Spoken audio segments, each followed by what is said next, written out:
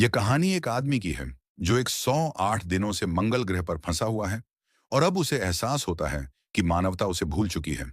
पृथ्वी से संपर्क करने के लिए वह बहुत मुश्किलों के बाद रेत के तूफान में दबे हुए पाथ फाइंडर रोवर को ढूंढ निकालता है। यह वही यंत्र था जिसे वैज्ञानिकों ने 1997 में मंगल पर भेजा था। जैसे ही वह उसे चालू करता है, धरती के अंतरिक्ष केंद्र नासा में अचानक मंगल से असामान्य सिग्नल आने लगते हैं। वैज्ञानिक हैरान हैं क्योंकि उन्हें अभी तक नहीं पता कि सुपरस्टॉर्म में मरा हुआ समझा जाने वाला वह आदमी अब भी जिंदा है।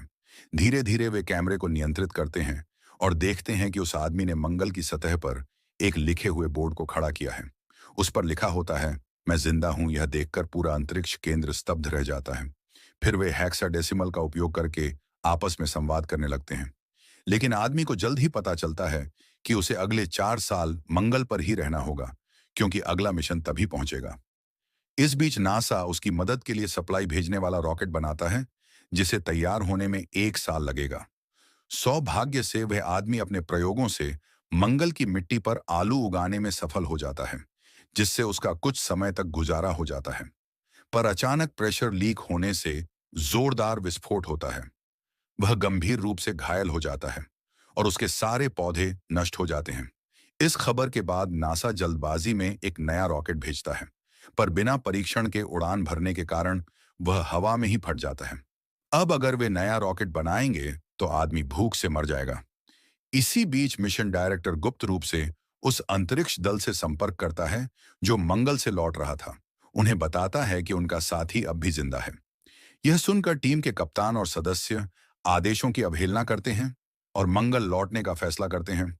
हालांकि यह निर्णय उनके सभी की जान जोखिम में डाल सकता है, क्योंकि ईंधन कम है।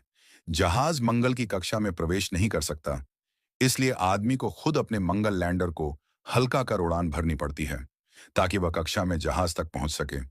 वह अपने दरवाजे और शील्ड्स हटाकर उसे लगभग स्पेस कार में बदल देता है।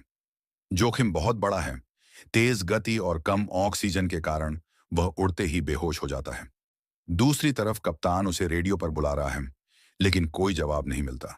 जब तक वह होश में आता है, उसकी कई पसलियां टूट चुकी होती हैं, लेकिन वह फिर भी हिम्मत नहीं छोड़ता।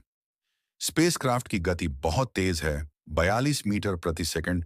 टीम उसे बचाने के लिए जहाज का एक हिस्सा विस्फोट से काट देती है ताकि रिवर्स थ्रस्ट से गति कम हो जाए। अब वे सिर्फ 12 मीटर प्रति सेकंड की दूरी पर हैं, लेकिन अब भी 300 मीटर का फासला बाकी है। कप्तान रस्सी से बाहर निकलता है, लेकिन वह दूरी तक नहीं पहुंच पाता। तभी आदमी अपनी सूट को चाकू से छेद